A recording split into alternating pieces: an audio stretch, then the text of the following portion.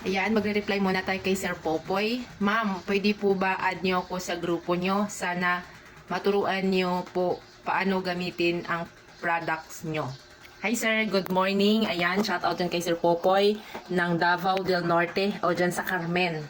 Okay, so actually, nag-meet na sila ni Ricky Brown 4 days ago. Okay? At si Sir ay interested sa product. Tulad po ni Ma'am Grace ay kumbaga nagmamasid. Hanggang sa ngayon po ay talagang committed na siya na magkaroon po ng stockist dyan sa Bayugan. Okay? So sir, salamat po sa inyong comment at kung saan ay malaking bagay din sa inyo na magkaroon po ng bagong pamamaraan sa pagtatanim, lalo na po sa palay. At dito po sa ginagawa namin, meron na po kaming napaharvest ng maraming farmers na hindi na nag-i-spray ng chemicals. At ang nakakatuwa niyan, yung bigas na harvest niya ay hindi niya po ebinenta yung palay, kundi kanyang ipinabayo. Yan po naman ay kay Sir Danilo Calleja na taga Barangay Bacong dito sa aming bayan sa Infanta. At ang nakakatuwa dyan, Sir Popoy, yung bigas niya ay kinukonsume namin kasi bumibili kami ng organic rice. Hindi po siya basta bukod sa hindi siya nasusunog o hindi siya nagkakaroon ng tutong na matigas. Dahil ang ganda nung circulation ng tubig habang niluluto siya kasi hindi kami nagluluto sa rice cooker. So far, hindi po kami nagkakaroon ng sayang na kanin kasi walang tutong.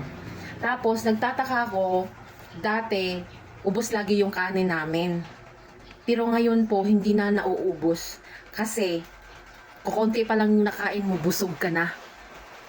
Okay? So, dati, pag may natitira kaming kanin, usually, namamasa or napapanis na kaagad. Pero ngayon po, hindi basta napapanis yung kanin. Ilang days na hindi po napapanis. At along the way, napapansin ng marami na mga gumagamit na, bakit dati gutumin ako ngayon hindi na? Yan. At dati palaging maasim ang sitmura ko ngayon hindi na. Of course, dahil organic rice, no chemical. Natural. Kaya, napakaganda ng bigas na natural or hindi iniisprehan ng chemicals. Kaya sa mga nagnanais po gumamit sa product, hindi lang po kayo basta kailangan mag-aim ng makatipid. Kailangan i-aim din natin na magkaroon tayo ng quality harvest, quality products na kung saan ay mismo unang-unang makikinabang yung family natin na hindi natin pakakainin ng may lason. So dito po, hindi lang po yan basta lang kayo nag-adapt sa technology, hindi lang po yan basta nag-organic kayo. Nung araw kasi pag sinabing organic, bahala ng kakaunti yung harvest, basta organic. Pero ngayon po, sa Victory Global, hindi ka lang naka-organic, increase pa yung harvest mo. Kasi kay Sir Danilo Calleja ng Barangay Bacong, dito sa aming bayan sa Infanta, yung dati niyang 72 bags sa 0.8, na 8 sako yung pataba niya, tapos kompleto yan ng herbicide, insecticide, fungicide, mga herbicide, sa lahat, no? Pangkuhol, paulit-ulit. Pero ngayon po, transition, sa 0.8 niya, 3 lang yung pataba dahil sa MI. Okay? Then, yung kuhol, 1 time spray lang. Wala pang talok. Then, herbicide, nakapag-spray din siya pero portion lang. Pero ang pinakamalupit, wala insecticide, no pesticide, no fungicide. So from 8 bags sa synthetic, sa transition, nag-down to 3. And then yung 3 niya, nag-harvest niya ng 82 sako ng palay at 65 to 75 kilos ang bawat sako. At ang recovery guys ng bigas, 42 kilos ang isang sako na pinabayo. So, hindi ka lang basta nag-aim na mag-organic. Nag-adapt ka ng new technology, binago mo yung the way of farming mo, nakatipid ka. Of course, pag distributor price, makukuha mo malaking tipid. Okay? So, ayan po, sa mga nagnanais na baguhin yung the way of farming, mag-adapt tayo ng new technology. Tapos, all-in package na yan. Makukuha mo na lahat. Makakatikim ka na ng masarap na bigas. Yan. Makakapagbenta na kayo ng healthy o ng quality products. Yan po yung importante sa atin ngayon. Okay? So, ayan sir, Popoy, antabayanan po natin ang iyong paggamit ng products hanggang sa ma-penetrate po natin ang buong Carmen.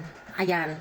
Okay, so sa mga nagnanais po gumamit ng product, ayan, add nyo lang po kami, set natin yung appointment para sa pagbalik ni Ricky Brown ay makakausap kayo, okay, at may lapat yung tamang protocol at kung saan kayo mas makakatipid.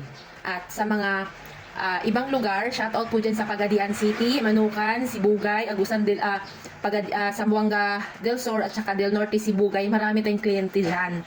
So hopefully, kung hindi kakayanan ni Eric, hopefully pagbalik niya, makakabisita dyan sa inyong lugar. Kung makapaglikom po kayo ng mga farmers na kung saan po ay makapakinig sa magandang balita ng dala ng Victory Global. Okay? So kay Ma'am Grace ng Bayugan, thank you so much po sa patuloy ninyo po na nagpagbibigay ng magandang balita sa mga kapwa natin magsasaka. At of course, sa mainit na pagtanggap ninyo dyan kay Mr. Ricky Brown. At hopefully, magkikita rin tayo, ma'am, dyan sa inyong lugar. Makarating din po ako dyan para po sa mas maganda naman pagdating po sa health. Okay?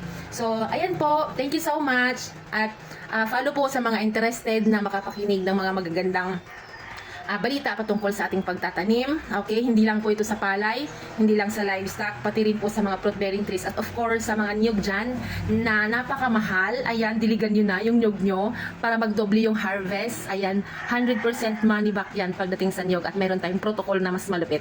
So that's it for now guys. Follow for more.